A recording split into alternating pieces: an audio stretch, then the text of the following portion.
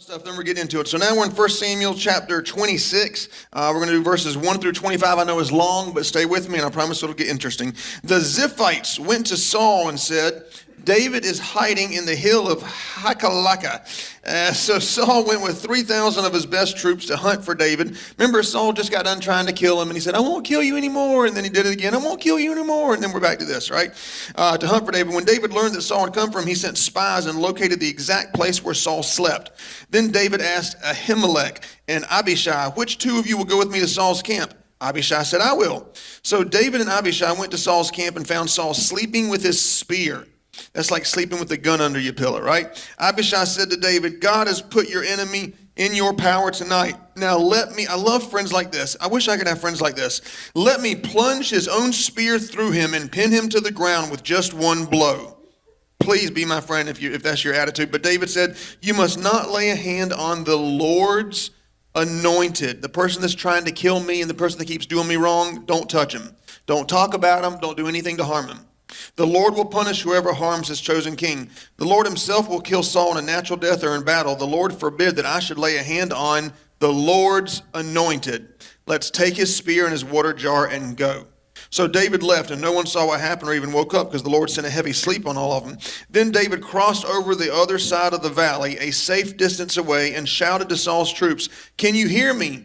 Abner asked, Who is shouting and waking up the king? David said, Abner, why aren't you protecting the king? Just now someone entered the camp to kill your master. You failed your duty. All of you deserve to die because you did not protect the Lord's anointed. Saul recognized David's voice and said, David, is that you, my son? Now he's trying to be all sweet and nice because he knows he was about to be dead. Yes, your majesty, David answered. Why are you still pursuing me? What crime have I committed? Why should the king of Israel come to kill a flea like me? Saul answered, I have done wrong. Come back, David, my son. I'll never harm you again, David. I promise, never harm you again because you spared my life tonight. I have done a terrible thing. David replied, Here's your spear, your majesty. Let one of your men come get it. The Lord rewards those who are faithful and righteous. The Lord delivered you into my hands today, but I will not lift a finger against, everybody say it with me, the Lord's anointed. You know this is the boss, this ruining his life and doing horrible things to him, and he says, I can't touch you. I can't touch you because you're in a position that God put you in. That position means you have authority over me. And I am not allowed to harm you in any way. As surely as I valued your life today, so may the Lord value my life and deliver me from all this trouble.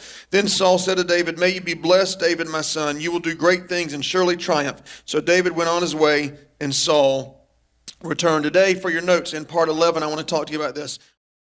Honor your authority. Honor your authority. Some of you are like so upset because you invited your boss to church today. And you're like, oh my goodness, of all Sundays. At some point in our life, we're all going to have a Saul in our life. A Saul is a political leader that you disagree with. One that can't ride a bicycle or walk up and down stairs. A Saul is a boss or a CEO that treats you poorly or embarrasses you in front of everybody else, corrects you in front of all the other people that work there. A Saul is a basketball coach that you wish you didn't get him as coach because you don't like the way he does things. A Saul is a parent who you think you know more than. There's no place we can go on earth where God will not put us under some type of authority. And it's there to bring humility to our life, to see how well we can obey. And we will never get to the next level in life if we can't honor the authority that God's put in our life right now. And you can keep running from the authority and go to a different job and a different this and a different that. Sooner or later, you're going to have to learn to honor and humble yourself under an authority. Romans 13:1 says this, Obey those who have authority over you, for no authority can exist without God's permission. If they're not asking you to do something that's immoral or illegal, you have to obey and submit to it. Now here's the thing, you may not agree. This is really, really big, okay? You may not agree with that authority. You might not like the way the president does things. You might not like the way your boss does things. You might not like the way your husband, who's head of the household, does things. You might not like it, but that's not the point. The point is that God allowed that person to be in that position. God allowed that person to be put in that place. Now, there's good news and bad news. Here's the good news, is you can leave that authority. If you don't like the boss, you can get a different job. If you don't like the president, you can move to Canada if you want to. If you don't like the pastor, you can go to try to find a better church. You won't be able to find one, but you can try all day long, okay? That's the good news. Here's the bad news is if God called you to that authority, then he expects you to obey with a good attitude. If he called you to that authority. A few weeks ago, I had somebody on my staff, a young person that I had to let go. I said, listen, I don't want you doing this anymore. This is something that I don't think is right. I want you to stop. And they looked at me and they said this, well, God's my ultimate authority. I said, what did you just say to me? They said, well, if God tells me I can do it, then I can do it. I said, you work for me. They said, God's my, I said, you know what? Get God to sign your paycheck for you because you're fired. Listen, you may not agree. You may not like it. And really, that's the mindset that 20 to 30-year-olds kind of have right now. No offense if you're in that range. But it seems like their attitude is if I don't agree, I don't have to do it. It's never about whether you agree or not. In fact, it's never about who's right or wrong.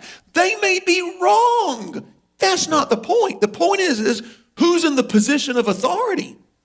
They're never going to be right 100% of the time. They're never going to get it right and do it right every single time. It's who's in charge. God spoke through David in Psalms 105:15 and said this, touch not my anointed and do my prophets no harm. You know what that means? That means if someone's in a position, if God's anointed them to be in a position, even if they're wrong, you shouldn't touch them. Even if they're wrong, you should learn how to submit and keep on going with a good attitude. When we dishonor the authority God put in our lives, we're actually dishonoring God. And there's that weird mindset with young people right now. So weird on where God's the authority. Look, read your Bible. God put human beings in places of authority who are flawed, who are fallible. God uses people. And we have to learn how to submit to that. So I can already tell by your facial expressions you don't like the sermon. You know what? That's okay because it's another hour and 15 minutes left of it. So here we go. There's 3 points for your notes. There's 3 different types of authority we have to learn to honor. Point number 1 is going to be a little bit self-serving, okay? I'm going to go ahead and say it out loud, but I enjoy this topic. So point number 1 is this, spiritual authority. Your spiritual authority. In fact, everybody just say, I love my spiritual authority. Okay, now say it like you mean it, people. Golly. You're like, I'm only saying it because he's my authority and he made me say it and I had to say it. And it wasn't illegal or immoral. Hebrews 13:17, obey your spiritual leaders and submit to them, for they are constantly keeping watch over your souls, as they will have to give an account. Let them do this with joy and not grief. If you want to hear the voice of God concerning your home, you need to go to the husband or the head of the household. Now, I'm not saying that doesn't mean that the wife and him are not equal. I'm just mean that's the position God put him in. The husband's job is to really hear God for the direction of the household and to bring the wife into agreement with that. If you want to hear the clear, audible voice of God concerning the direction of the place you work at, you go to the CEO or the boss that God allowed to be there. If you want to hear clear direction and the audible voice of God on your church, you have to go to the senior pastor. That's just how it works. That's just how it works. And I think the problem we have a lot of times, especially in America, is we know that the husband makes mistakes. We know that our boss makes mistakes. We know the president makes mistakes.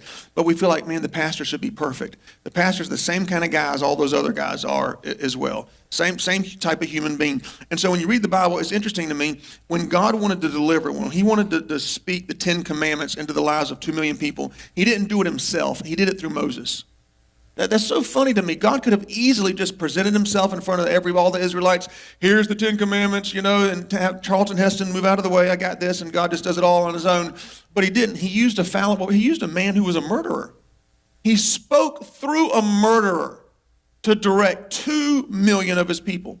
Peter in the Bible, he was one of the greatest pastors ever. 3,000 people came to know Jesus because of one sermon he preached. But Peter cussed. He used profanity. David was an adulterer, and he spoke for the king for all of Israel.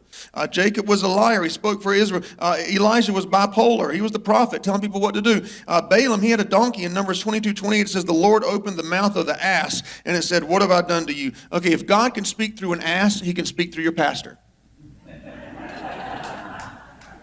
Write that down. That's tweetable. I give you permission to put that on Facebook, the King James Version, right? If God can speak through an ass, he can speak through my pastor every Sunday. God doesn't speak through perfect people. He speaks through people just like you. And if you were in that authority, in that position, I'm sure you'd make mistakes as well. So that's not the point of making mistakes, right or wrong. It's the point of who's in the position. In 1 Samuel 26, David's being mistreated by Saul. Saul's doing him wrong. He's after him. He wants to hurt him. In 1 Samuel 26:24, he said, I'm not going to lift a finger against the Lord's anointed. David could have quit. He could have walked away. He could have killed Saul. He could have been done with it. But he remained under that authority. He stayed there. He chose to stay under that authority. I can't tell you, I sat under probably about a dozen or more pastors over the years before I became a pastor. I sat under all kinds of pastors. Every single pastor I sat under, I knew more than them in the area of music. That's what I was hired to do. I knew more than every one of them. I was more skilled, more experienced. I knew more. But I still had to say, okay, what do you want? What do you want me to do? If I'm underneath, you tell me exactly the way you want the service to go, what songs you want. And even though I knew more, and a lot of people think, well, if I know more, or if I could do a better job, I don't have to listen. No, David stayed under Saul. How many times have we missed out on promotion because of how we treat the imperfect authority in our life? I've realized God will never promote a person who can't submit to authority with a good attitude. Not with a bad attitude, with a good attitude.